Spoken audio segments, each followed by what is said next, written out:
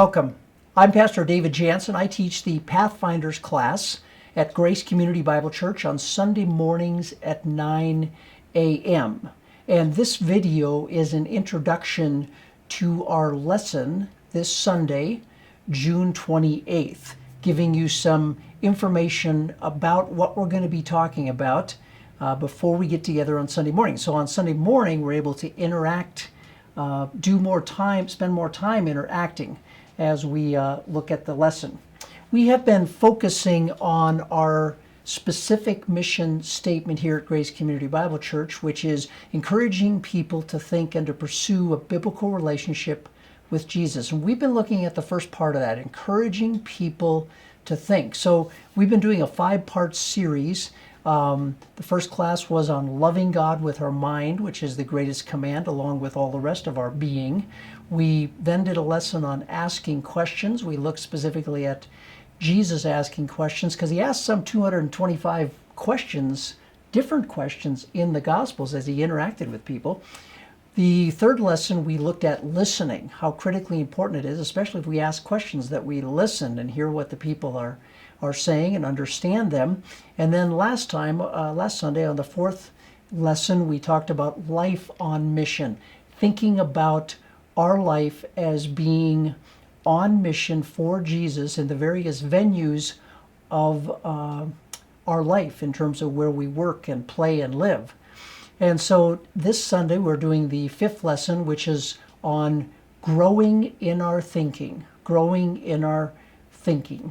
And so that's what we're going to be talking about. We have been noting the cultural situation that we are in today, and there are a number of challenges that come with it. So let me go over this diagram that Ed Setzer put together, a very insightful diagram. It's from the book Christians in the Age of Outreach. And let me step through what he is presenting here. First of all, he divides people into 4 categories, and he's dividing them based on their active involvement in a local church. And so you have the non-Christian category. They are not involved in a Christian church, and on a survey here in the United States, for example, they would check none, or they might check another world religion, but they wouldn't check Christian. The cultural Christians, you'll find they just have a general sense of American equals Christian. And they say, well, I'm American, so I check Christian. They don't have any connection with a local church, but that's how they think of themselves. Congregational Christians do have some connection with a local church. They consider themselves that they are members or go to this church. They attend on Christmas and Easter, may or may not even know the pastor's name, but that's the extent of their involvement. Convictional Christians are ones that are actively involved in a local church. They're participating frequently, perhaps weekly, in terms of their involvement and what they believe affects their life and impacts their life. Now, you'll notice that none of these categories are defining the heart condition of the people as to whether they're believers or not, because you could have people very involved in a local church that are not believers in Jesus Christ. And so understand this with respect to involvement. What Ed Setzer is saying, that in the past, mainstream culture had a Judeo-Christian consensus in terms of ethics and what was right. And so these 3 groups, convictional Christians, congregational, cultural Christians, Americans, they kind of all operated with the same main framework in culture. And then there was a divide between the non-Christians and all of these 3 groups. And so that's where there was a difference of opinion. But most of our culture operated this way. Well, his suggestion is that has changed, or is changing. In the present, what's occurring is that the non-Christians, the cultural Christians, and the congregational Christians, they are ending up at a mainstream culture consensus of secularism. And they're agreeing in terms of morality as far as what is right and what is wrong. We'll see this particularly with the social issues, where they're going to say homosexuality is fine, abortion is fine, those kinds of issues. And so there will be consensus here. And the cultural divide now is between people who have moral standards and seek to follow the Bible and the rest of our culture. So now all of a sudden, we've got a cultural divide to deal with the majority of our culture, and this is very challenging. And so as we talk about, life on mission and seeking to interact with people, it's very critical for us to ask questions, which we've talked about, to listen to where they're at. But at some point, we've got to interact with ideas. We've got to interact with God's truth. We've got to talk with them about God's opinion on matters of life and death and eternity. And so we've got to engage in conversation. And that's why it's so critically important that we think biblically, and think well if we're going to have good conversations with people. And so we're looking at growing in our thinking this lesson for this lesson on Sunday. Now, the other thing that's happened with respect to some of this cultural change is, let me focus in a little bit on the evangelical church in general, so that they would be down in the convictional area here, the ones that believe the Bible, think you have to believe in Jesus for eternal life, and you need to tell other people about Jesus. They're down here, and what has happened with that particular group? I'm going to just pull some very brief information from J.P. Moreland's book, Love Your God with All Your Mind. Love your God with all your mind.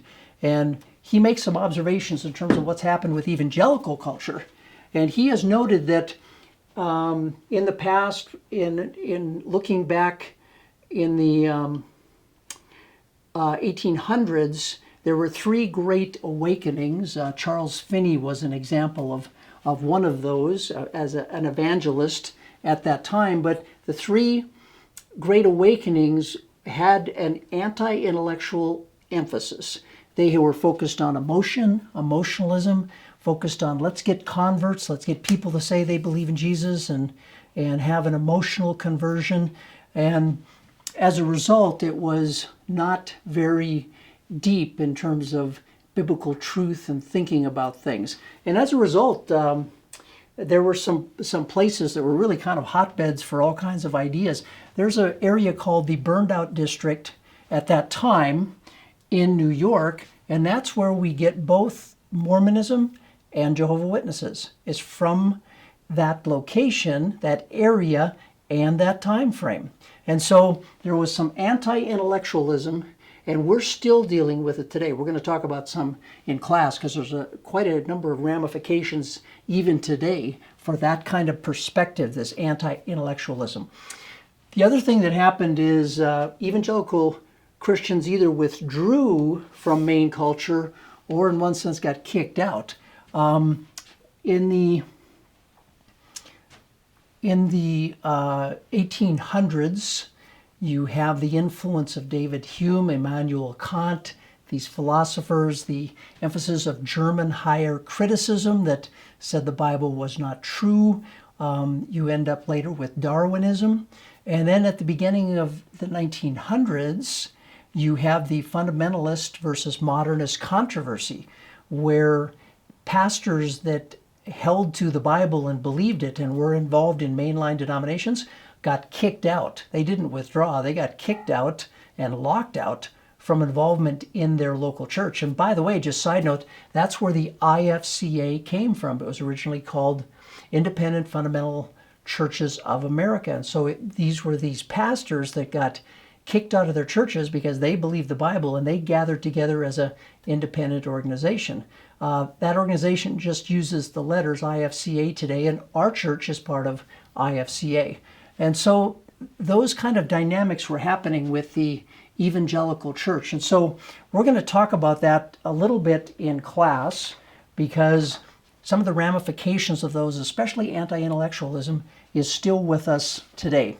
We're going to take a look at some passages where we find Paul, he reasoned with and sought to persuade people. So we want to talk about that, because that's what we need to be doing here, is reasoning and persuading, and take a look at what he was talking about there.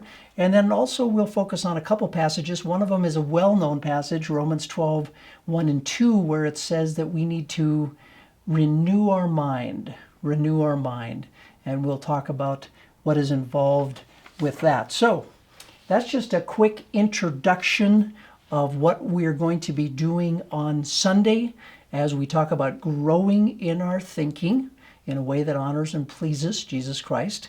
And so if you are not signed up to get the link for the class, you're welcome to go to mygrace.us, scroll down, and click the connect button, fill in the information, and it'll come to me, and then I can send you the link for Sunday morning. Anyway, would love to have you involved in the class. That's on Sunday morning at 9 a.m., but it's done by Zoom, so I have to send you a link so that you can be part of the class. Anyway, thank you for watching this introduction video, and hope to see you involved on Sunday morning. Bye.